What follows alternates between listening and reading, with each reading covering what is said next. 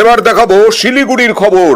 চুরিচামারি বেড়েছে, পুজোর আগে সব জায়গাতেই ছিচকে চোর উপদ্রব বাড়ে, কিন্তু এখানে শিলিগুড়ি নেতাজি গার্লস স্কুল, বড় স্কুল, সেই স্কুলে 5টা রুমে হানা দিল দুষ্কৃতীরা, চোরেরা, এবং সেই স্কুলের তালা ভেঙে ভেঙে এক একটা আলমারি খুঁজলো দুষ্কৃতীরা।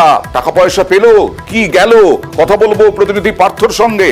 পার্থ, দেখো, গত কয়েকদিন ধরেই কিন্তু শিলিগুড়ির বিভিন্ন ওয়ার্ডে আমরা দেখি চুরি ঘটনা কিন্তু বেড়েই চলেছে, অর্থাৎ চোরের উপদ্রব বাড়ছে।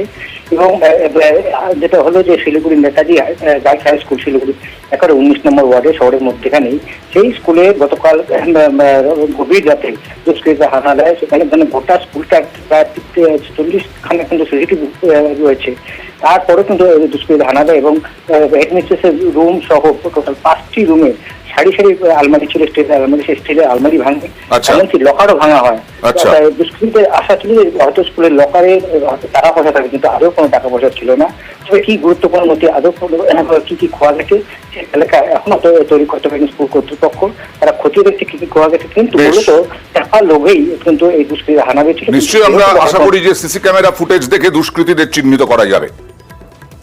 আমি আসার আগেই পুলিশকে ফোন করেছি, কিছুক্ষণ পর পুলিশও চলে আসে। পুলিশের উপস্থিতিতে আমরা ঘরগুলোতে ঢুকে যেটা দেখলাম সেটা হলো আমাদের অফিস, আমার ঘর এবং স্টাফ রুমের সমস্ত আলমারি, যতগুলো আলমারি ছিল সব আলমারির, ইভেন ভেতরের লকার অবধি সবগুলোই ভাঙা।